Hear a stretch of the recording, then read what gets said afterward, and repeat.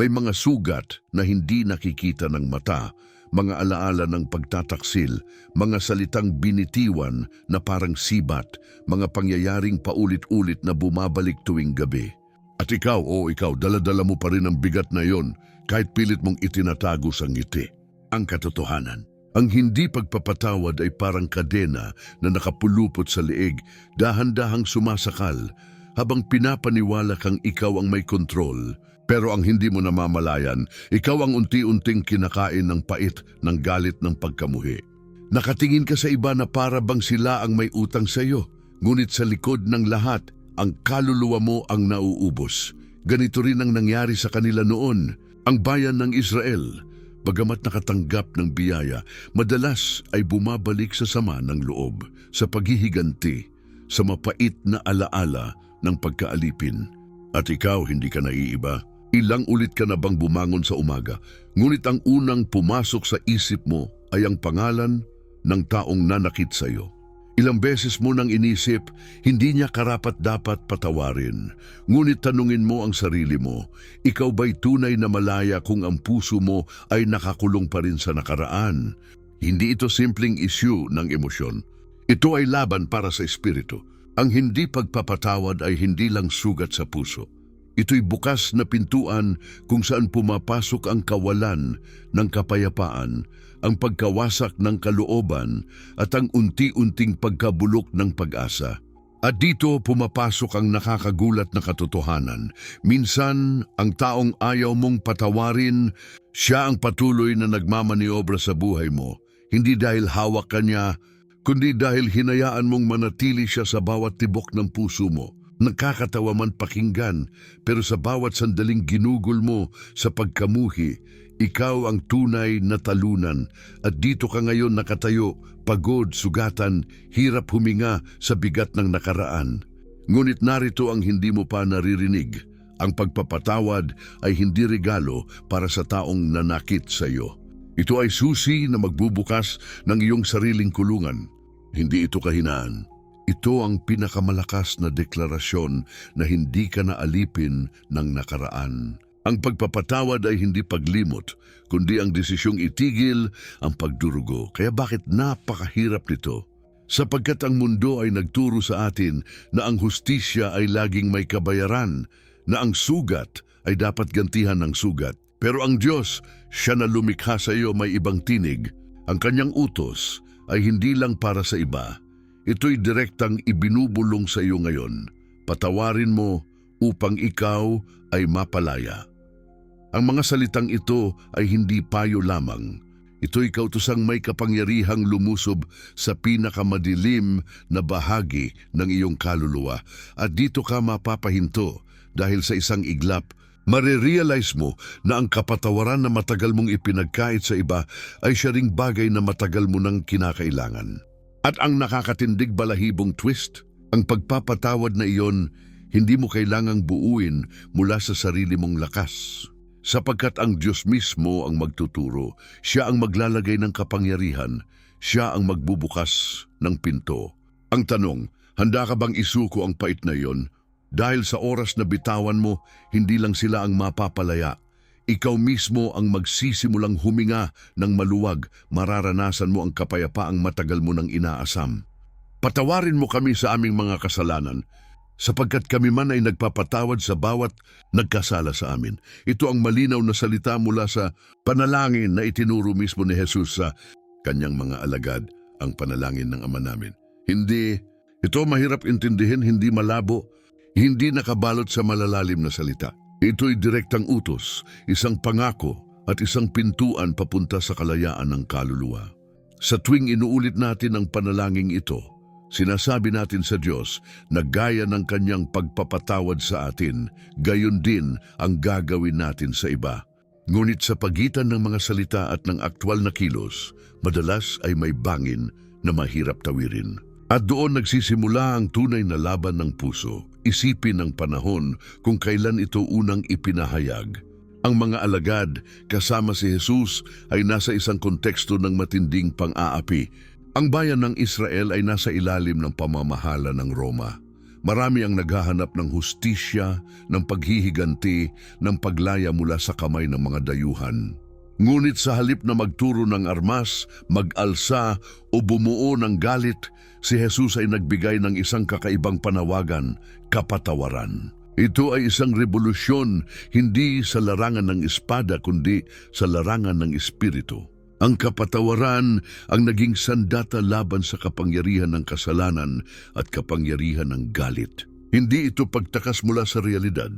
Ito ang pinakamakapangyarihang sagot sa mga sugat ng mundo. Kung babalikan pa natin, ang lumang tipan ay puno ng mga larawan kung paanong ang Diyos mismo ang nagpatawad sa kanyang bayan. Isipin si Jose, ibinenta ng kanyang sariling mga kapatid bilang alipin, itinapon, iniwan. Ngunit nang siya ay naging pinuno sa Ehipto at nagkaroon ng kapangyarihan, hindi niya pinili ang paghihiganti. Sa halip, sinabi niya, "Kayo ay nagbalak ng masama laban sa akin." Ngunit ginamit ito ng Diyos para sa mabuti. Doon pa lamang ipinakita na ang kapatawaran ay hindi kahinaan. Ito'y pagtitiwala sa plano ng Diyos na mas mataas kaysa sa plano ng tao. At sa bagong tipan, nakita natin ang sukdulang larawan ng pangako ng kapatawaran, si Jesus na ipinako sa krus. Sa pagitan ng dugo at puot ng mga taong nagparusa sa Kanya, narinig ang pinakamakapangyarihang pananalita, "Ama, patawarin mo sila sapagkat hindi nila alam ang kanilang ginagawa." Ito ang rurok ng pangako ng Diyos na ang kapatawaran ay hindi lamang ibinibigay kapag madaling gawin, kundi kapag ito'y tila imposibleng ialok. At kung si Jesus mismo ay nagpakita ng ganitong halimbawa, ano pa ang dahilan upang ikaw ay manatili sa hawla ng hinanakit? Ngunit paano ito maisasalin sa iyo ngayon? Ang pangako ng kapatawaran ay hindi nananatili sa pahina ng Biblia. Ito'y buhay, tumutugon at nakaukit sa bawat araw ng iyong paghinga. Kapag sinabi ng Diyos na ikaw ay pinatawad sa pamamagitan ni Kristo, ito'y hindi kalahati, hindi pahapyaw. Ito'y kumpleto, lubos, walang natira.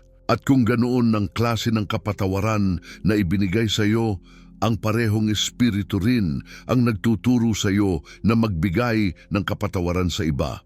Hindi para ipakita na sila'y karapat-dapat, kundi para ipakita na ikaw ay pinalaya na ng Diyos mula sa puot. Ngayon, isipin ang mga sugat na dala mo. Maaring ito'y mula sa pamilya, isang magulang na nag-iwan, isang anak na nagrebelde, isang kapatid na nagkanulo. Maaari rin itong mula sa kaibigan, asawa, katrabaho, o kahit isang estrangherong minsang sumira ng iyong tiwala. At narito ang punto, ang pangako ng Diyos na kapatawaran ay hindi lamang tungkol sa kung paano ka pinatawad niya, kundi kung paano ka tinuturuan niyang maging kagaya niya. Ito ang pinakamalalim na anyo ng pagsunod, ang maging larawan ng Ama sa Langit, kahit mahirap, kahit masakit, kahit imposibleng isipin.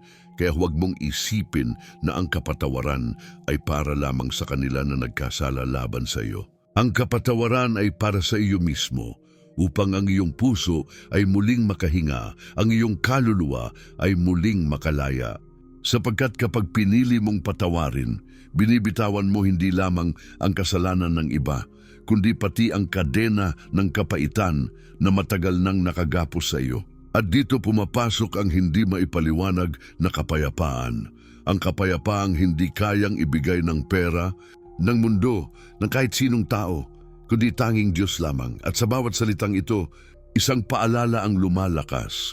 Kung sa gitna ng krus si Jesus ay nakahanap ng lakas na magpatawad, paano pa kaya ikaw na tinubos ng kanyang dugo? Kung siya na walang sala ay nagbukas ng pintuan ng kapatawaran para sa lahat, paano mo maisasara ang pinto sa iisang tao lamang? Hindi ba't mas masakit ang manatili sa hawla ng hinanakit kaysa bitawan ito at hayaang ang Diyos ang maghari? Kaya't narito ang tanong na kailangang sagutin ng iyong puso. Handa ka na bang tanggapin ang pangako ng Diyos? Hindi lamang bilang isang katotohanan sa Biblia, kundi bilang isang realidad na titibok sa iyong buhay araw-araw? Sapagkat kapag ginawa mo yon, hindi lang ikaw ang makikinabang, ang iyong pamilya, ang iyong relasyon at ang iyong buong pagkatao ay makakaranas ng pagbabago. At sa susunod na hakbang, matutuklasan mo kung paanong ang pangakong ito, kapag isinapuso at isinabuhay, ay nagiging sagot sa pinakamatitinding sugat ng kasalukuyan. Kapag tiningnan mo ang paligid ngayon, mapapansin mong ang mundo ay puno ng sugat na hindi agad gumagaling. May mga pamilya na nagkawatak-watak dahil sa hindi pagkakaintindihan, magkakaibigan na naging magkaaway dahil sa mga salitang hindi na mababawi, at mga puso na nanatiling sugatan dahil sa mga kasalanang paulit-ulit na ginugunita. Sa mga balita, maririnig mo ang mga kwento ng digmaan, ng kaguluhan, ng mga taong pinili ang karahasan kaysa sa kapayapaan. At kung minsan, mapapatanong ka, kung ang Diyos ay nangako ng kapatawaran, bakit tila ang mundo ay lumulubog pa rin sa galit at puot? Ngunit ang tanong na ito ay hindi bago. Sa panahon ng Biblia, ganon din ang kanilang mga tanong. Ang bayan ng Israel ay paulit-ulit na nagkasala, paulit-ulit ding nakaranas ng kapatawaran ng Diyos, ngunit madalas ay nahuhulog muli sa pagkamuhi at paghihiganti. Katulad nila, ikaw din marahil ay nagiging bihag ng alaala ng mga taong nagdulot ng sugat sa iyo. Maaring isang taong pinagkatiwalaan mo, ngunit pinagtaksilan ka. O isang kapamilya na mas pinili ang pera kaysa sa relasyon. Maaring isang kaibigan na iniwan ka sa oras ng iyong pinakamalalim na pangangailangan. At sa bawat alaala, muling bumabalik ang pait, muling bumabalik ang bigat, doon mo nararamdaman kung gaano kahirap isabuhay ang kapatawaran. Isipin mo ang isang ina na nakaupo sa kanyang mesa, pinagmamasdan ng kanyang mga anak na natutulog. Ngunit ang kanyang puso ay punong-puno ng lungkot dahil sa isang asawang nang iwan at nagdulot ng sugat. O isang manggagawa na nawalan ng trabaho dahil sa paninira ng katrabaho at gabi-gabi ay iniisip kung paano niya mapapakain ang kanyang pamilya. O isang kabataang nakararanas ng pambubuli, dala ang mga salitang paulit-ulit na iniukit sa kanyang isip, wala kang kwenta. Sa lahat ng ito, ang sakit ay totoo, ang sugat ay malalim. Ngunit dito pumapasok ang kapangyarihan ng pangako ng Diyos na mayroong kapatawaran na hindi kayang ibigay ng mundo, ngunit kayang ibigay ng Diyos at maipapasa sa iyo. Ang hindi pagpapatawad ay parang laso na iniinom araw-araw, umaasang ang kaaway mo ang mamamatay. Ngunit sa huli, ikaw mismo ang nasisira. Ang galit ay parang apoy na walang tigil sa pagliyab, at habang iniingatan mo ito, mas lalo kang nauupos. Ngunit kapag pinili mong patawarin, kahit mahirap, kahit masakit, doon nagsisimula ang tunay na kalayaan. Ang pangako ng Diyos ay malinaw. Kung kayo'y magpatawad, kayo'y patatawarin din. Hindi ito simpleng payo, kundi isang kasunduan na binibigyang buhay ng Espiritu Santo. Ngayon tingnan mo ang sitwasyon ng mundo. Sa mga krisis na nararanasan, pandemya, digmaan, kagutuman, kawalan ng trabaho, ang bawat isa ay naghahanap ng sagot. At ang mga sagot na iniaalok ng tao ay madalas kapos, batas na hindi sapat, gamot na may hangganan, tulong na pansamantala lamang.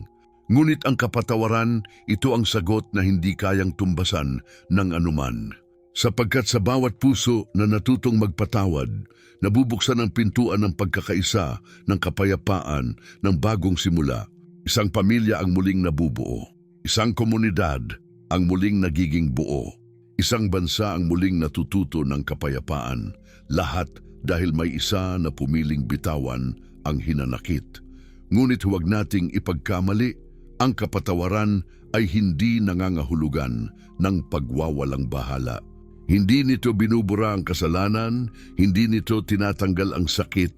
Sa halip, ito ay paglalagay ng iyong sugat sa kamay ng Diyos at paniniwala na Siya ang magbibigay ng hustisya. Ito ay pagpili na hindi hayaang ang nakaraan ang magdikta ng iyong kinabukasan. At sa bawat desisyon na iyon, ang pangako ng Diyos ay nagiging buhay sa iyo. Sa halip na lason, kapayapaan ang iyong nilalanghap. Sa halip na galit, pag-ibig ang pumapalit. Sa halip na kadiliman, liwanag ang sumisikat. At kung tatanungin mo, Paano ko ito maisasagawa sa gitna ng lahat ng kaguluhan? Ang sagot ay simple ngunit malalim. Gaya ng sinabi ni Pablo, lahat ng bagay ay kaya kong gawin sa pamamagitan ni Kristo na nagbibigay sa akin ng kalakasan. Hindi mo ito kayang gawin mag-isa at hindi kailanman inaasahan ng Diyos na gawin mo ito sa sarili mong lakas. Ang Espiritu ang gumagalaw, siya ang magtuturo, siya ang magbibigay ng tapang na patawarin kahit ang taong nagwasak sa iyong puso. Ngayon, isipin mo, ilang taon ka nang nagdurusa sa parehong alaala? Ilang gabi na ba ang iniyak mo, hawak-hawak ang bigat ng nakaraan? At kung ngayong gabi, piliin mong bitawan iyon, ano kaya ang magbabago? Hindi ba't maaaring ito na ang simula ng bagong kabanata ng iyong buhay? Ang pangako ng Diyos ay hindi para bukas lamang, hindi para sa iba lamang. Ito'y para sa iyo na ngayon. Sapagkat kung sa nakaraan ay nagbigay siya ng kapatawaran sa mga taong paulit-ulit na nagkamali, paano ka pa niya ipagkakait ng parehong biyaya? At dito, nakikita natin ang hiwaga. Ang kapatawaran ay hindi lamang sagot sa sugat ng nakaraan. Ito rin ang sagot sa mga sugat ng kasalukuyan. Kapag isinabuhay mo ito, ang iyong puso ay hindi nabihag ng galit. Ikaw ay malaya at sa kalayaang iyon, mararanasan mo ang kapayapaan na ipinangako ng Diyos. Kaya't huwag kang manatili sa tanong na bakit ako? Bagkus, tanungin mo, paano ako makakasunod sa pangako ng Diyos ngayon? Sapagkat sa pagsunod na iyon, matutuklasan mo na ang pangako ng kapatawaran ay hindi lamang kwento ng Biblia. Ito ay kwento ng iyong sariling buhay na nagsisimula ngayong araw. May mga kwento na kapag narinig mo, mararamdaman mong buhay na buhay ang pangako ng Diyos tungkol sa kapatawaran. Hindi ito teorya lamang, hindi ito simpleng aral na binabasa sa pahina ng Biblia. Ito'y totoo, humihinga at kumikilos sa gitna ng ating mga sugat. Sapagkat sa bawat tao na natutong magpatawad, may himala na nangyayari. At ang mga himalang ito ang nagpapatunay na ang kapatawaran ay hindi kathang-isip, kundi isang kapangyarihang bumabago ng mga puso. Isang babae ang lumapit sa kanyang pastor, luhaan at wasak ang loob. Iniwan siya ng kanyang asawa para sa ibang babae. Iniwan siyang mag-isa upang itaguyod ang kanilang dalawang anak. Araw-araw dala niya ang pait ang tanong na bakit ako? Bakit kami? Ngunit habang siya'y nagdarasal, narinig niya ang tinig ng Diyos sa kanyang puso. Patawarin mo gaya ng pagpapatawad ko sa iyo. Noong una, hindi niya maintindihan kung paano gagawin iyon. Paano mo patatawarin ang taong nagwasak ng buhay mo? Ngunit nang araw-araw niyang ipinagkatiwala ang sakit sa Diyos, unti-unting gumaan ang kanyang kalooban at isang araw, nagawa niyang kausapin ang kanyang dating asawa nang walang galit kundi may kapayapaan. Hindi na sila nagbalikan, ngunit ang kanyang puso ay malaya. Ang mga anak niya ay nakakita ng halimbawa ng tunay na lakas. Isang ina na pumili ng kapatawaran kaysa pagkawasak. Mayroon ding isang lalaki na lumaki sa galit laban sa kanyang ama. Bata pa lamang siya, iniwan na sila. Lumaki siyang puno ng hinanakit. Laging sinasabi sa sarili, hindi ko siya kailanman mapapatawad. Ngunit isang gabi, habang siya'y nakikinig ng pangangaral tungkol sa kapatawaran, tinamaan ang kanyang puso ng katotohanan. Kung hindi mo mapapatawad ang iyong ama, paano mo matatanggap ng buo ang kapatawaran ng Diyos? Doon siya napaiyak, napaluhod at sa unang pagkakataon ay pinakawalan ang bigat ng kanyang dibdib. Pinatawad niya ang kanyang ama, hindi dahil karapat-dapat ito, kundi dahil pinatawad na rin siya ng Diyos. At mula noon, nagsimula siyang maging isang bagong ama para sa kanyang sariling mga anak, pinalitan ng galit ng pagmamahal. Isang kabataan naman ang nakaranas ng pambubuli. Araw-araw sa eskwela tinatawag siyang mahina, tinutukso, pinagtatawanan. Lumipas ang mga taon, dala-dala niya ang mga salitang iyon na parang sugat na hindi gumagaling. Ngunit nang mabasa niya ang salita ng Diyos na nagsasabing mapapalad ang mga maamo sapagkat mamanahin nila ang lupa, nagsimula siyang manalangin para sa kanyang mga nang-api. Hindi ito madaling hakbang. Ngunit sa tuwing ipinasasamo niya ang kanilang pangalan sa Diyos, unti-unti siyang nakaramdam ng kagaanan.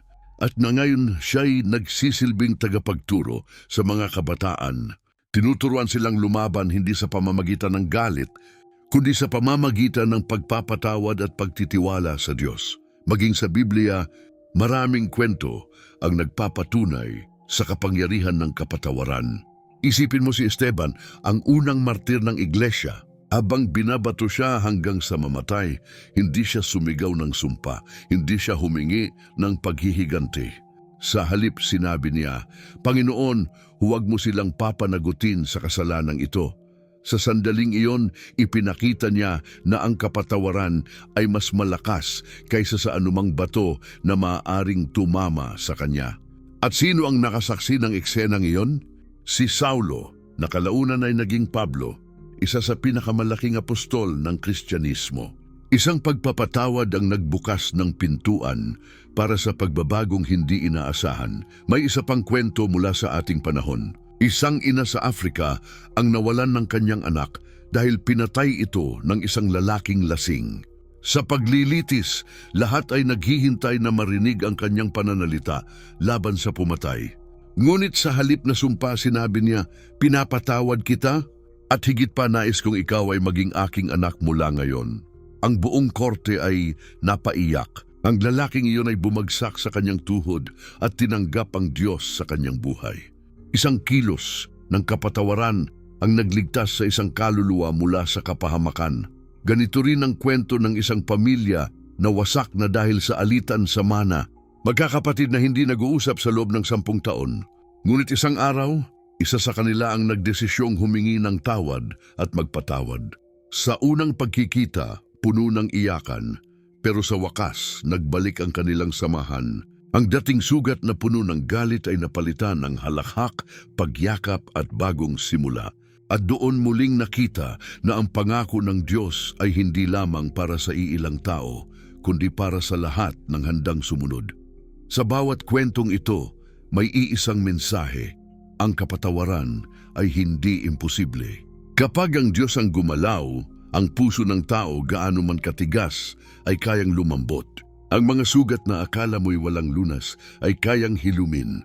Ang mga relasyon na akala mo'y hindi na maayos ay kayang ibalik. At ang mga buhay na akala mo'y tuluyang nawasak ay kayang gawing bago. Ngunit higit sa lahat, tandaan mo, ang kapatawaran ay hindi patunay ng kabutihan ng tao, kundi patunay ng katapatan ng Diyos, sapagkat ang bawat himala ng pagpapatawad ay nakaugat sa kanyang pangako. Ang kanyang biyaya ang gumagalaw, ang kanyang espiritu ang nagtuturo, at ang kanyang pag-ibig ang nagpapaalala na walang imposible sa kanya. Kaya't kapag naririnig mo ang mga kwentong ito, huwag mo lamang isipin na para sa kanila lang ito. Ito rin ay para sa iyo. Dahil sa oras na piliin mong sumunod, magiging kwento ka rin ng pag-asa, magiging patotoo ka rin ng kapangyarihan ng Diyos. Kapag inunawa natin ang pangako ng kapatawaran, makikita natin na ito'y hindi lamang simpleng aral para sa personal na buhay. Hindi lang ito payo para gumaan ang pakiramdam mo o para maging maayos ang relasyon mo sa iilang tao. Ang kapatawaran ay bahagi ng mas malawak na plano ng Diyos, isang plano na nakaukit mula pa sa simula ng kasaysayan, ipinahayag sa mga propeta at tinupad sa pamamagitan ni Kristo. Ang pangakong ito ay may bigat na hindi kayang sukatin ng tao, sapagkat ito ay nakatanim sa mismong puso ng plano ng kaligtasan. Sa aklat ni Jeremias, narinig natin ang hula, patatawarin ko ang kanilang kasamaan at hindi ko naaalalahanin pa ang kanilang kasalanan. Ito ay hindi lamang salita para sa Israel sa kanilang panahon ng pagkakabihag. Ito ay anino ng darating na tipan na bubuuin sa pamamagitan ng dugo ni Kristo. At sa bawat propesya, palaging makikita mo ang layunin ng Diyos, hindi lamang ang magdala ng hustisya, kundi magbukas ng pinto ng kapatawaran. Sa panahon ni Daniel, habang ang bayan ay nasa ilalim ng banyagang pamumuno, nakita niya ang pangitain ng 70 linggo na tatapos sa kasalanan at magdadala ng walang hanggang katuwiran. Ano ito kundi ang kapatawaran na magbubukas ng daan para sa bagong tipan? Sa Apokalipsis, makikita natin ang pinakahuling larawan ng katuparan. Mga tao mula sa bawat bansa, wika at lahi nakatayo sa harap ng trono ng Diyos, nakaputi ang kasuotan, nilinis sa dugo ng kordero. Ang tanong, paano sila nakaputi? Hindi dahil sa kanilang sariling gawa, kundi dahil sila ay pinatawad. Ang pangakong nagsimula sa Eden, nang unang lumabag ang tao at una ring ipinangako ang pagliligtas, ay nagpatuloy sa mga propeta tinupad sa krus. At magtatapos sa walang hanggang kaharian kung saan wala ng luha, wala ng sakit, wala ng alaala ng kasalanan. Ganito kalawak ang plano ng Diyos. Ang kapatawaran ay hindi lamang emosyon, ito ay propesiya na natutupad sa bawat henerasyon. Kung titingnan mo ang kasaysayan ng Israel, makikita mo ang paulit-ulit na siklo, kasalanan, kaparusahan, pagsisisi at kapatawaran. Sa bawat yugto ipinapakita ng Diyos na hindi siya sumusuko. At ito'y larawan ng sangkatauhan ngayon. Paulit-ulit tayong nadadapa, paulit-ulit na bumabalik sa pagkakamali, ngunit paulit-ulit ding lumalapit ang Diyos, nag-aalok ng kapatawaran, hanggang sa dumating ang araw na lubos na siyang maghahari at wala ng kasalanan. Kaya ang bawat pagpapatawad na natutunan mong ibigay ngayon ay bahagi ng mas malawak na larawan. Tuwing pinipili mong patawarin, nakikibahagi ka sa plano ng Diyos na ihanda ang mundo para sa kanyang pagbabalik. Kung titingnan mo ang ating panahon, mapapansin mong ang mensahe ng mga propeta ay muling sumisigaw. Sa gitna ng mga digmaan, kagutuman, pandemya at krisis, may tinig na nagpapaalala, kung wala ang kapatawaran, wala ring pag-asa, sapagkat ang lahat ng galit, paghihiganti at pagkamuhi ang siyang nagpapasiklab ng mga apoy ng kaguluhan. Ngunit ang pangako ng Diyos ay malinaw, darating ang panahon na ang mga bansa ay hindi na maghahasa ng tabak laban sa isa't isa, kundi gagawin itong araro at gamit sa kapayapaan. At paano magsisimula iyon? Sa kapatawaran. Ang kapatawaran ang binhi ng hinaharap na walang karahasan. Ngunit huwag mong isipin na ito'y malayong pangarap lamang. Ang propesiyang ito ay nagsisimula sa iyong sariling puso. Kapag pinatawad mo ang iyong asawa, kapatid, kaibigan o kapitbahay, iyon ay maliit na larawan ng dakilang plano ng Diyos. Kapag pinili mong pakawalan ng galit, nakikisama ka sa propesiya na nagsasabing lahat ng luha ay papahirin. Kapag sinabi mong patawarin kita, ikaw ay lumalahok sa gawain ng Diyos na ibalik ang lahat ng bagay sa kanyang orihinal na disenyo. Isang mundong pinaghaharian ng pag-ibig, hindi ng puot. Tingnan mo ang mga halimbawa ng propesya na tinupad. Si Jose, pinatawad ang kanyang mga kapatid at iniligtas ang buong bayan sa taggutom, isang larawan ng pagliligtas ni Kristo. Si Jonas, ipinadala sa Nineve at nang ang mga tao'y nagsisi, pinatawad sila ng Diyos, isang patunay na kahit ang mga kaaway ay kabilang sa plano ng kanyang awa. At higit sa lahat, si Jesus sa krus, nagbukas ng tipan para sa lahat ng naniniwala. Ang lahat ng ito ay mga piraso ng iisang larawan. Ang kapatawaran ay hindi option. Ito ay pundasyon ng plano ng Diyos para sa kaligtasan. Ngayon, sa panahon natin ang tanong ay ito, nakikibahagi ka ba sa propesya o hinahadlangan mo ito? Sapagkat sa bawat pagpili mo ng galit, hinaharang mo ang biyayang nais dumaloy. Ngunit sa bawat pagpili mo ng kapatawaran, nagiging bahagi ka ng plano ng Diyos na inaabot ang bawat sulok ng mundo. At hindi ito maliit na bagay. Sapagkat kung ang Diyos ay may plano para sa mga bansa, may plano rin siya para sa iyo.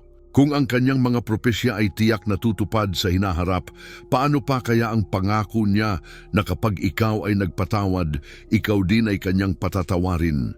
Kaya't ngayon, sa gitna ng lahat ng nakikita mong kaguluhan, pakinggan mong muli ang tinig ng Diyos. Ang kapatawaran ay hindi kahinaan, kundi kapangyarihan. Ito ang susi sa pagkakaisa ng pamilya, sa kaligtasan ng bansa at sa katuparan ng kanyang mga propesiya. At kung ang mundo ay tila puno ng galit, ang bawat pusong natutong magpatawad ay isang paalala na ang plano ng Diyos ay buhay pa, gumagalaw pa, at tiyak na magtatagumpay.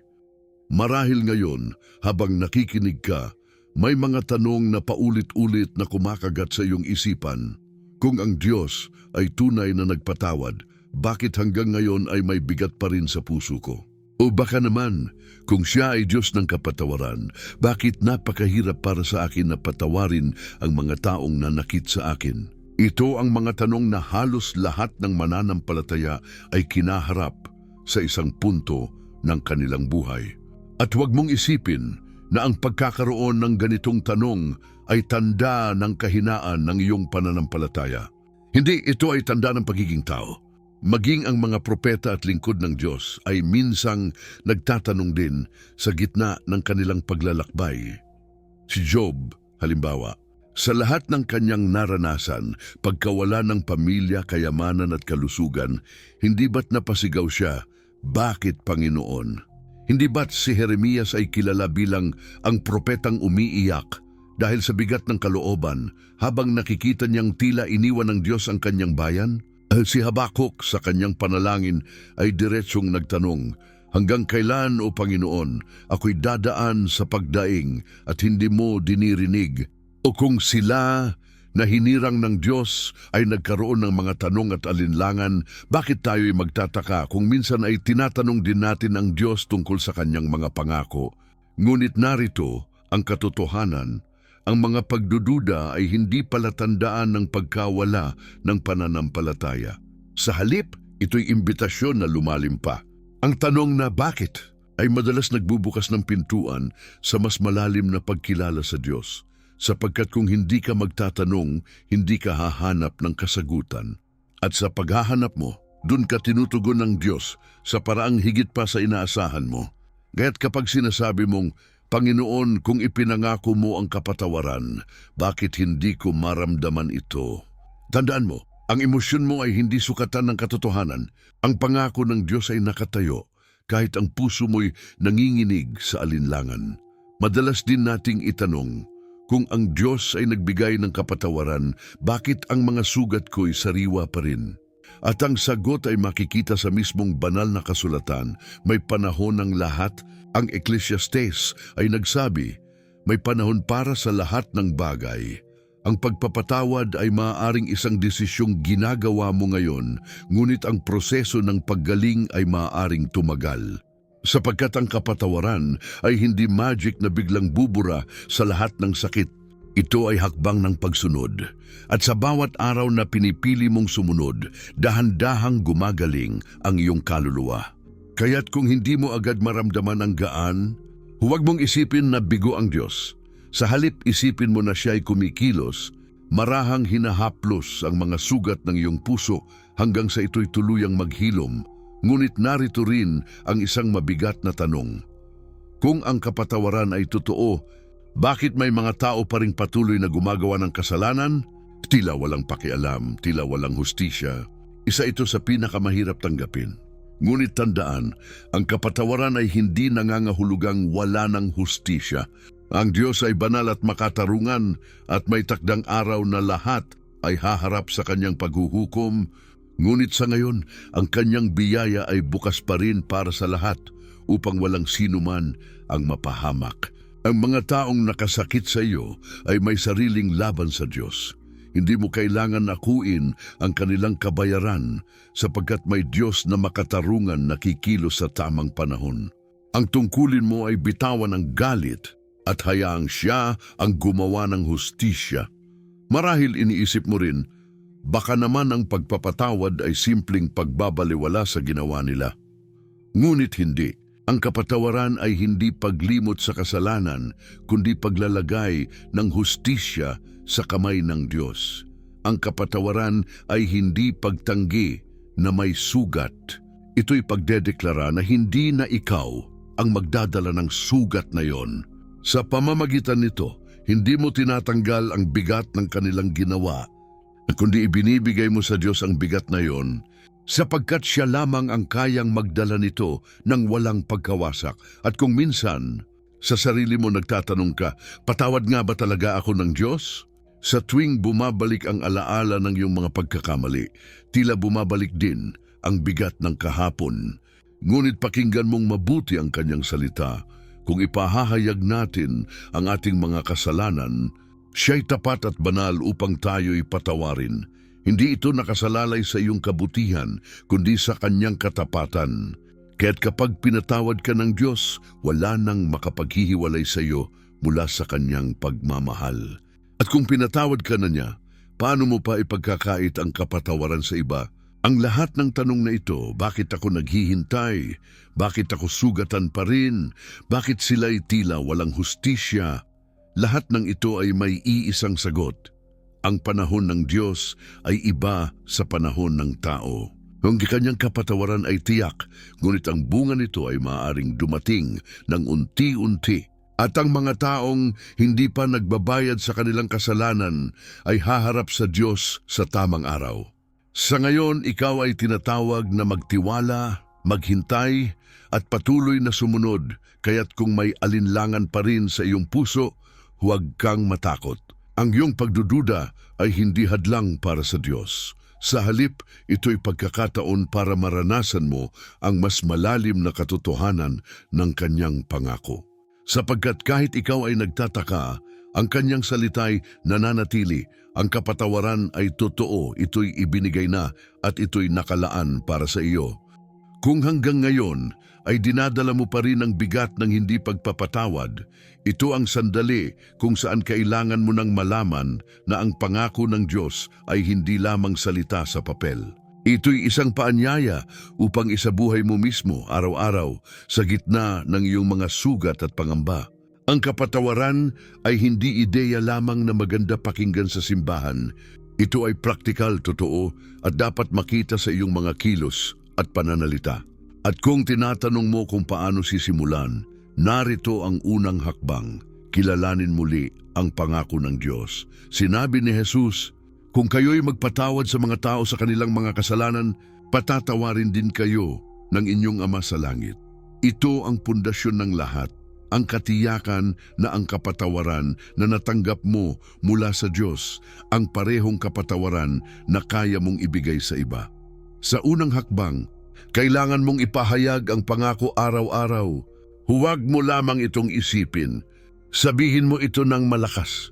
Kapag bumabangon ka sa umaga, ilagay sa iyong labi ang mga salitang ito, ako'y pinatawad ng Diyos, kaya kaya ko ring magpatawad. Sa pagsasalita nito, pinapaalalahanan mo ang iyong sarili at inaanyayahan mo ang Espiritu Santo na maghari sa iyong puso. Ang kapatawaran ay parang binhi. Kailangan itong paulit-ulit na diligan ng pananalita at panalangin hanggang sa ito'y mag-ugat ng malalim. Ikalawang hakbang, dalhin sa panalangin ang pangalan ng taong nakasakit sa iyo. Maaring sa unang pagkakataon, hindi mo magawang banggitin iyon ng walang kirot. Ngunit ipilit mong isama ito sa iyong panalangin. Sabihin mo, Panginoon, hindi ko kayang magpatawad sa aking sariling lakas, ngunit ipinagkakatiwala ko siya sa iyo. Sa bawat araw na inuulit mo ito, mararamdaman mong unti-unting gumagaan ang bigat. Hindi ibig sabihin na biglang mawawala ang sakit, ngunit araw-araw may bahagi ng iyong sugat na hinahaplos ng Diyos. Ikatlong hakbang, palitan ang iyong mga isipin. Sa tuwing babalik ang alaala ng ginawa nila sa iyo, piliin mong ipaalala ang ginawa naman ng Diyos para sa iyo. Na kung ang tukso ay sabihing hindi niya karapat-dapat patawarin, sagutin mo ito ng, ni hindi rin ako karapat-dapat, ngunit pinatawad ako ng Diyos. Ito ang disiplina ng isip. Hindi ito darating ng kusa. Ito'y pagpili na inuulit-ulit hanggang maging natural na sa iyo. Kapag pinapalitan mo ang galit ng mga salita ng Panginoon, nagiging daan ito upang masanay ang iyong puso na kumapit sa katotohanan. Ikaapat na hakbang, gumawa ng konkretong kilos. Ang kapatawaran ay hindi laging nangangahulugan na lalapit ka agad at yayakapin ang taong nanakit. Ngunit maaaring simulan mo sa maliliit na bagay, isang text na puno ng respeto, isang pagbati na walang halong pangungutya, o kahit ang desisyon na huwag ng pag-usapan ang ginawa nila sa iyo. Ang bawat maliit na hakbang ay patunay na ang Diyos ay gumagalaw sa iyong buhay.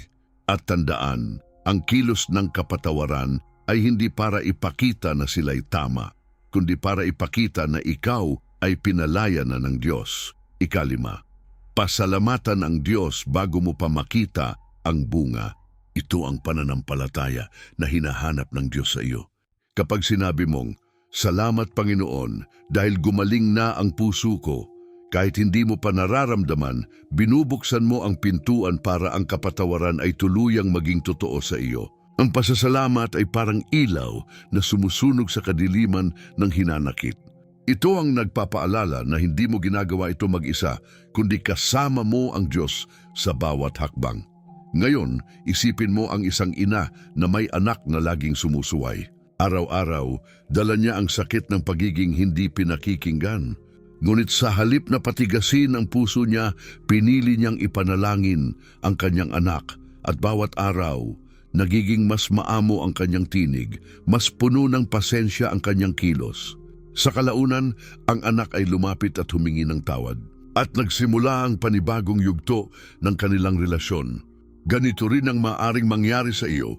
Ang simpleng pagpili na ipanalangin, patawarin, at isabuhay ang salita ng Diyos ay nagbubukas ng daan sa pagbabago na hindi mo akalaing posible. Ngunit may isang hakbang na huwag mong kakalimutan. Ang kapatawaran ay hindi lamang isang beses na desisyon. Ito ay paulit-ulit na desisyon. Sa bawat araw na bumabalik ang alaala, kailangan mong ulitin ang pagpili. Sa bawat gabi na sumasakit muli ang sugat, kailangan mong muling ipasa iyon sa Diyos. Sapagkat ang kapatawaran ay parang paglalakad, hindi ka makarating sa dulo kung hindi ka patuloy na sumusulong. Kaya't huwag kang mawalan ng loob kung may mga araw na bumabalik ang bigat. Sa halip, isipin mong bahagi ito ng proseso. Ang mahalaga, hindi ka tumitigil at narito ang isang hamon para sa iyo. Subukan mong isabuhay ang kapatawaran sa loob ng 7 araw na walang patid. Sa bawat araw, isulat sa isang papel ang pangalan ng taong iyon, ipanalangin siya at pasalamatan ng Diyos para sa kalayaan na ibinibigay niya sa iyo. Tingnan mo kung anong pagbabago ang mangyayari sa loob ng 1 linggo. Makikita mo na ang kapatawaran ay hindi lamang tungkol sa pagbibigay sa iba. Ito ay tungkol sa pagtanggap ng bagong puso mula sa Diyos. Sa lahat ng ito, tandaan mo, hindi ka nag-iisa. Ang Espiritu Santo ang iyong guro, ang iyong kaagapay, at ang nagbibigay ng lakas na lampas sa iyong sarili. Kapag bumagsak ka, siya ang bumabangon sa iyo. Kapag hindi mo alam kung paano, siya ang nagbubulong sa iyong puso ng mga salitang hindi mo kayang banggitin. At kapag sa tingin mo ay hindi mo kayang magpatawad, siya ang nagbubukas ng pintuan upang maranasan mong kayang-kaya ng Diyos ang imposible. Kaya't ngayon, sa iyong mga kamay, nakasalalay ang desisyon. Mananatili ka bang bihag ng nakaraan o pipiliin mong bitawan at hayaang ang Diyos ang maghari? Ang kapatawaran ay hindi bukas, hindi isang araw na darating. Ito ay ngayon. At kung gagawin mo ito, masusumpungan mo ang kapayapaan na matagal mo nang hinahanap. Sapagkat ang pangako ng Diyos ay malinaw. Kapag ikaw ay nagpatawad, ikaw rin ay mapapalaya. Ngayon ay dumating na ang oras kung saan hindi ka na lang basta nakikinig ng salita, kundi inaanyayahan kang tumugon dito. Ang kapatawaran na matagal nang ipinangako ng Diyos, na ipinaliwanag sa kanyang salita, na nakita mo sa mga kwento ng iba at na sinimulan mong ilapat sa iyong puso, ay kailangan ng maging kilos ngayon. Hindi ito teorya, hindi ito kwento ng iba. Ito'y panawagan para sa iyo, dito mismo, sa sandaling ito. At ang unang hakbang ay malinaw. Huwag kang manatiling pasibo. Ang salita ng Diyos ay hindi para sa mga nakikinig lamang, kundi para sa mga handang sumunod. Kaya't ngayon, ikaw ay tinatawag na gumawa ng desisyon na magpatawad, hindi bukas, hindi sa susunod na buwan, kundi ngayon. Isipin mo kung ilang taon mo nang dinadala ang bigat ng hindi pagpapatawad. Isipin mo ang mga gabi na hindi ka makatulog dahil sa paulit-ulit na alaala. Ilang araw ang nasayang, ilang pagkakataon ang hindi mo nagamit ng buo dahil sa bigat ng galit. At ngayon, Narito ka, nakikinig, at naririnig mong muli ang tinig ng Diyos na nagsasabi, patawarin mo gaya ng pagpapatawad ko sa iyo. Ang tanong, susunod ka ba? O hahayaang muli ang galit ang magdikta ng iyong bukas? Ang desisyon ay hindi maaaring ipagpaliban sapagkat bawat oras na lumilipas ay dagdag na tanikala na nagbibigkis sa iyong puso. Kaya't ngayon dito mismo itigil mo na ang pagiging bihag. Ngayon, palayain mo ang iyong sarili sa pamamagitan ng pagsunod. Hindi ka nag-iisa sa panawagang ito. Libo-libo, milyon-milyon sa buong mundo ang nakikinig din ng parehong salita ng Diyos. At lahat sila ay may kani-kaniyang sugat, may kani-kaniyang taong nahihirapang patawarin. Ngunit isipin mo ang kapangyarihan ng sandaling ito. Sabay-sabay na tinatawag ng Diyos ang kanyang mga anak upang humakbang sa kapatawaran. Kapag ikaw ay tumugon, hindi mo lamang mararanasan ng kapayapaan, mararamdaman mo rin ang tibok ng isang pamilyang espiritual na sama-samang sumusunod sa Diyos. Hindi ka nag-iisa sapagkat ngayon, libo-libo ang nagpapanalanginan. Libo-libo ang nagdedesisyon at lahat ay nakikisabay sa iisang tinig ng Espiritu. Ngayon ang oras ng kapatawaran, kaya't isara mo ang iyong mga mata sa sandaling ito. Ilagay ang iyong kamay sa iyong dibdib. Huminga ka ng malalim at pakawalan ang lahat ng alaala ng nakaraan. At sa iyong isip, banggitin ang pangalan ng taong iyon na nagdulot ng sugat. Sabihin mo, Panginoon, ipinagkakatiwala ko siya sa iyo. Pinipili kong magpatawad, hindi dahil kaya ko, kundi dahil ikaw ang nagutos at ikaw ang nagbibigay ng lakas. Ang simpleng panalangin ito ay hindi ordinaryo.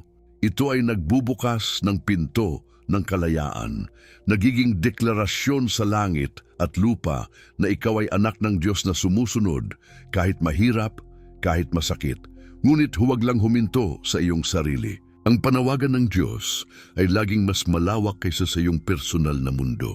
Kaya't isipin mo rin ang iba na kailangang makarinig ng mensaheng ito. May mga kaibigan kang sugatan, mga kapamilya mong nakatali sa hinanakit, mga kasamahan mong dinadala ang parehong pasanin.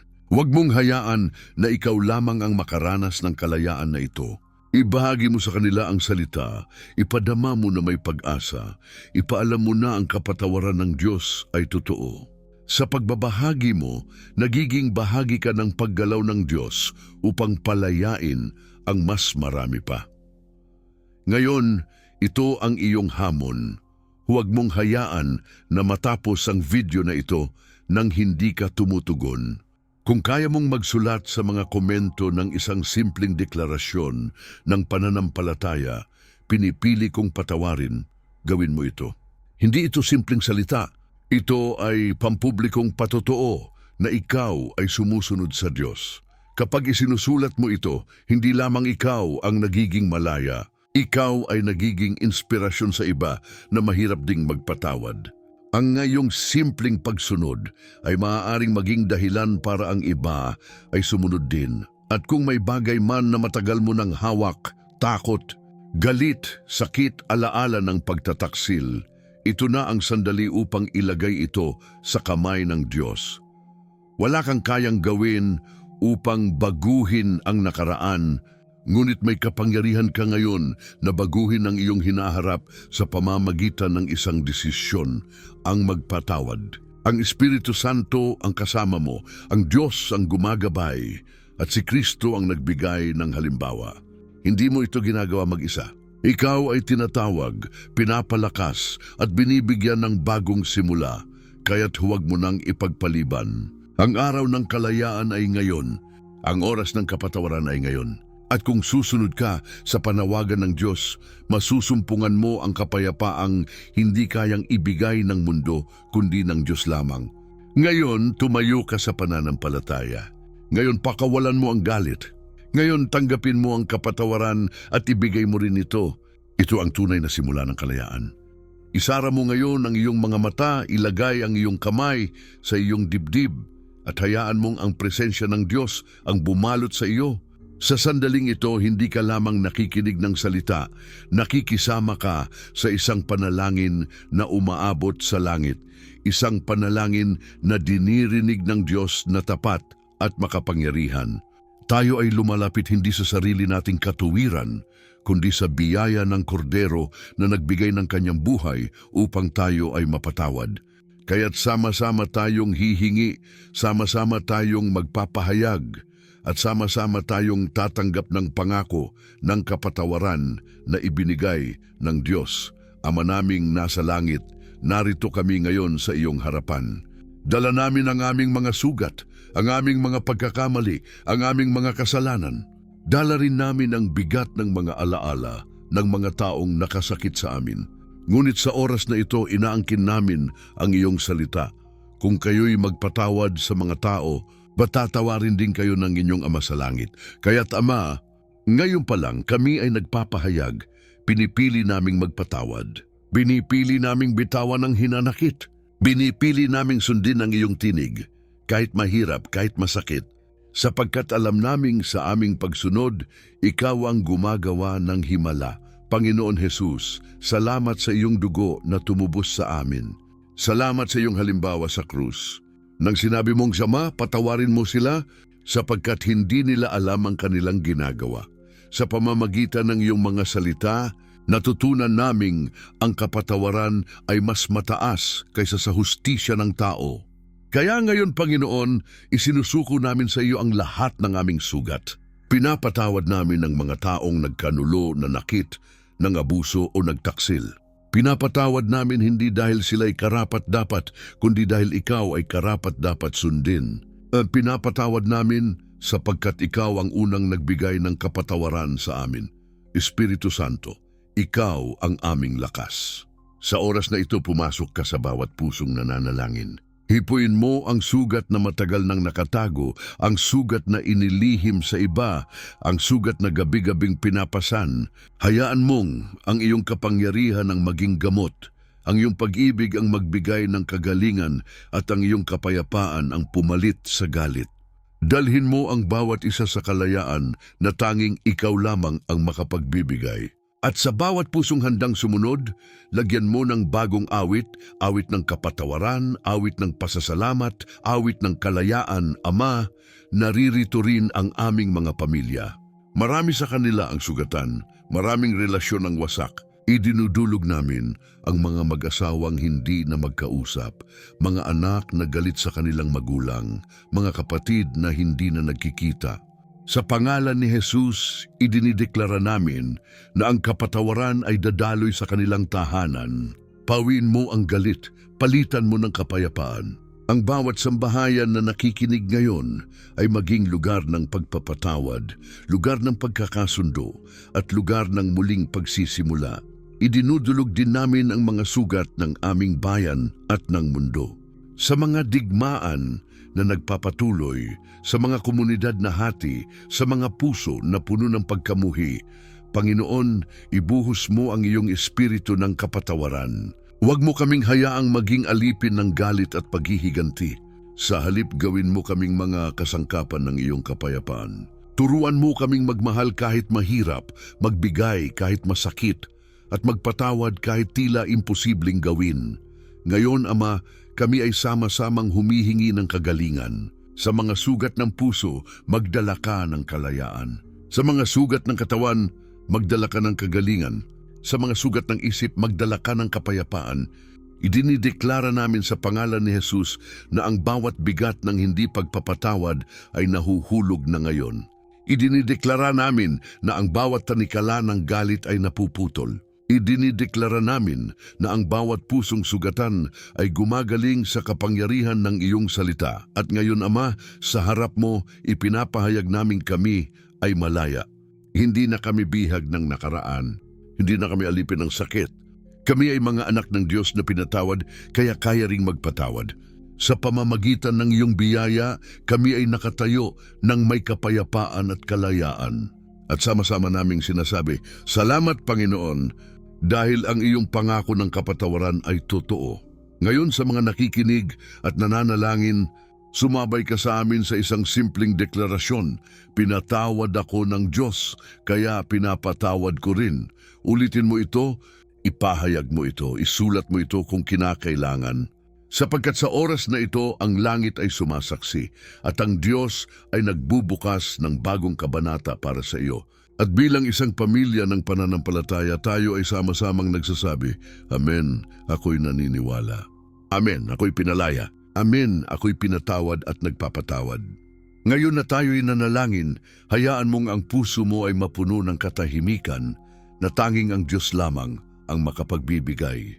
Sa gitna ng lahat ng sigaw, ng nakaraan, ng lahat ng bigat ng mga sugat, ngayon ay naririnig mo ang isang banayad, ngunit makapangyarihang tinig, ako'y tapat. Hindi ko kailanman iiwan ang aking pangako. Ito ang tinig ng Diyos na nag-aaliw, nagpapalakas at muling nagpapaalala na ang kapatawaran na iyong tinanggap at ibinigay ay hindi mawawala. Sapagkat ang mga pangako ng Diyos ay hindi kailanman nabibigo at ang kanyang salita ay mananatiling matatag magpakailanman. Isipin mo ang sinabi sa Isaiah 41:10, Huwag kang matakot sapagkat ako'y kasama mo. Huwag kang manglupaypay sapagkat ako ang iyong Diyos. Palalakasin kita, tutulungan kita, at aalalayan kita ng aking matuwid na kanang kamay. Hindi ba't ito mismo ang kailangan mong marinig ngayon? Sa bawat hakbang tungo sa kapatawaran, may kaba, may alinlangan, ngunit naroon din ang katiyakan na hindi ka nag-iisa. Ang Diyos ang umaalalay sa iyo. Ang Diyos ang nagbibigay ng lakas kapag nararamdaman mong nauupos ka na. At ang Diyos ang magpapatuloy sa gawaing sinimulan niya sa iyong puso. At narito rin ang pangako ng Jeremias 29:11. Sapagkat nalalaman ko ang mga plano na inihanda ko para sa inyo. Sabi ng Panginoon, mga planong hindi para sa kapahamakan, kundi para sa ikabubuti upang bigyan kayo ng kinabukasan na puno ng pag-asa. Ang kapatawaran ay bahagi ng planong iyon. Kapag pinili mong magpatawad, hindi ka lang basta bumitaw sa galit, bumubukas ka rin ng pintuan para sa bagong hinaharap na inihanda ng Diyos para sa iyo. Ang bawat pagluha na ginawa mo dahil sa sugat ay papalitan niya ng tuwa. Ang bawat gabi ng kawalan ng tulog ay papalitan niya ng kapayapaan. At ang bawat alaala ng kahapon ay papalitan niya ng mga bagong awit ng pasasalamat. Sa 2 Korintos 1:20 naman ay malinaw ang salita. Sapagkat ang lahat ng pangako ng Diyos ay natutupad kay Kristo. Kaya't sa pamamagitan niya, ang ating sagot ay oo at amen para sa kaluwalhatian ng Diyos. Ang pangako ng kapatawaran ay hindi nakasalalay sa iyong emosyon, kundi sa ginawa ni Kristo. At dahil siya'y namatay at muling nabuhay, ang bawat salita ng Diyos ay may bisa, ang bawat pangako ay totoo, at ang bawat pusong nagtitiwala ay makakatanggap ng katuparan. Hindi ito haka-haka. Ito ay katiyakang nakaugat sa mismong buhay, kamatayan at pagkabuhay muli ng ating Panginoon. Ngayon, pumikit ka at isipin mo ang iyong tahanan. Nakikita mo ba ito? Isang bahay na hindi na pinaghaharian ng galit, kundi ng kapayapaan. Isang pamilya na hindi na hiwa-hiwalay dahil sa sama ng loob, kundi nagkakasama sa halakhak at pagmamahalan. Isipin mo ang iyong sarili, bumabangon sa umaga na magaan ng dibdib, hindi na alipin ng mga alaala ng nakaraan. Nakikita mo ba kung gaano kaganda ang hinaharap na inihanda ng Diyos para sa iyo? Ito ang kapangyarihan ng kanyang pangako. Ito ang bunga ng pagsunod mo sa kanyang salita. At ngayon, hayaan mong ang iyong puso ay punuin ng kapanatagan. Hindi mo kailangang magmadali. Hindi mo kailangang pilitin. Sapagkat ang Diyos ay marunong sa kanyang oras at ang kanyang kamay ay laging nasa ibabaw ng iyong buhay. Ang kanyang plano ay hindi para sirain ka kundi para buuin ka. Kaya't kahit hindi mo pa nakikita ang kabuuan ng pagbabago, magtiwala ka na ang Diyos ay kumikilos. Ang bawat hakbang mo ng kapatawaran ay hakbang din niya ng kagalingan. At bawat hakbang na iyon ay naglalapit sa iyo sa hinaharap na puno ng pag-asa. Kaya't huwag kang matakot, huwag kang mangamba. Ang Diyos na nagbigay ng pangako ay ang parehong Diyos na tutupad nito. Kung siya'y tapat noon, siya'y tapat ngayon, at siya'y tapat magpakailanman. At sa sandaling ito, ang kapatawaran ay hindi na lamang aral na narinig mo. Ito'y binhi ng pag-asa na tumubo na sa iyong puso. At ang binhing iyon ay aalagaan ng Diyos hanggang sa ito'y mamunga ng sagana, kaya't lumakad ka ng may tiwala. Huwag mo nang lingunin ang nakaraan bilang tanikala, kundi bilang patutuo na kaya ng Diyos ang imposible. Ang sugat na minsang nagpahina sa iyo ay magiging tanda ng kanyang kagalingan. At ang kapatawaran na minsang mahirap para sa iyo ay magiging paalala na ang Diyos ay tunay na kumilos sa iyong buhay. Ngayong narating na natin ang huling bahagi ng ating paglalakbay, nais kong ipaalala sa iyo ang pinakamahalagang katotohanan na ating natutunan. Ang kapatawaran ay hindi simpleng salita lamang.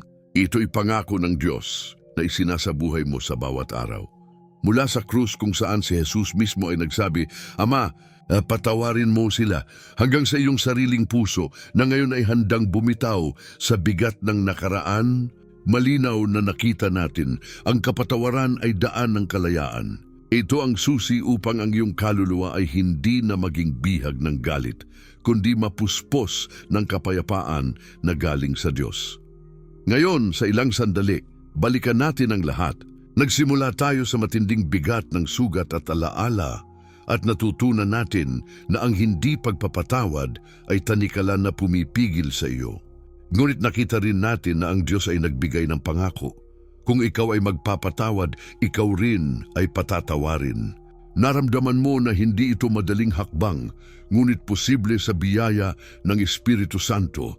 Nakita mo ang mga kwento ng mga taong nagpatawad at nabago ang kanilang buhay. Nadama mo ang bigat ng propesya na nagsasabing ang kapatawaran ay bahagi ng dakilang plano ng Diyos. Naharap mo ang iyong sariling mga tanong at pagdududa at natutunan mong kahit sa gitna ng alinlangan, ang pangako ng Diyos ay matibay. Tinuruan kang gumawa ng hakbang, isa-isa, araw-araw, hanggang sa ikaw mismo ay magdesisyon na sumunod. At ngayon, dumating ka sa puntong ito, punong-puno ng pag-asa at katiyakan. Kaya't huwag mong kalilimutan, ang kapatawaran na tinanggap mo mula sa Diyos ay siya ring kapatawaran na maaari mong ibigay sa iba. At sa paggawa mo nito, hindi lamang ikaw ang napapalaya. Ang iyong pamilya, ang iyong mga relasyon at ang iyong kinabukasan ay nagbabago. Ang mga sugat na minsang nagwasak sa iyo ay nagiging patutuo na kayang baguhin ng Diyos ang kahit anong sitwasyon. At ito ang katotohanan na dapat mong panghawakan araw-araw. Hindi ka nag-iisa sapagkat ang Diyos ay laging kasama mo. Ngayon, nais kitang hamunin na huwag mong itigil ang paglalakbay dito. Kung ang mensaheng ito ay nakapagdulot ng liwanag at kapayapaan sa iyo, hayaan mong maging daan din ito para sa iba. Isulat sa mga komento ang iyong patutuo, ako'y nagpapatawad. Ako'y pinalaya ng Diyos. Sa simpleng deklarasyong ito, ikaw ay nagiging bahagi ng isang pamilya ng pananampalataya na sama-samang lumalakad sa liwanag. At higit pa roon, hinihikayat kitang ibahagi ang video na ito sa isang tao na alam mong sugatan, nahihirapan o naghahanap ng kapayapaan. Maaring ang iyong pagbabahagi ay maging simula ng pagbabago sa kanilang buhay. At kung nais mo pang lumalim, huwag kalimutang sumali sa ating pamayanan dito. Mag-subscribe ka sa channel na ito, pindutin ang notification bell, at maging bahagi ng ating araw-araw na paglalakbay sa mga pangako ng Diyos. Sa bawat video, may bagong katotohanan, may bagong kapangyarihan, may bagong pag-asa na nakalaan para sa iyo. Huwag mong hayaang lumipas ang mga araw nang wala ang tinig ng Diyos na nagpapaalala ng kanyang katapatan. Bago tayo magtapos, nais kong iwan sa iyo ang isang matinding paalala. Ang mga pangako ng Diyos ay hindi nagbabago. Nung tayo pertinong magbago, ang sitwasyon ay pertinong magbago, ngunit siya ay tapat magpakailanman. Kaya't sa bawat hakbang mo mula rito, hawakan mo ang katotohanan ito. Ang Diyos na nagbigay ng pangako ay ang parehong Diyos na tutupad nito. At sa gitna ng lahat ng unos, maaari mong sabihin ng buong lakas, ako ay ligtas, ako ay malaya, ako ay pinatawad.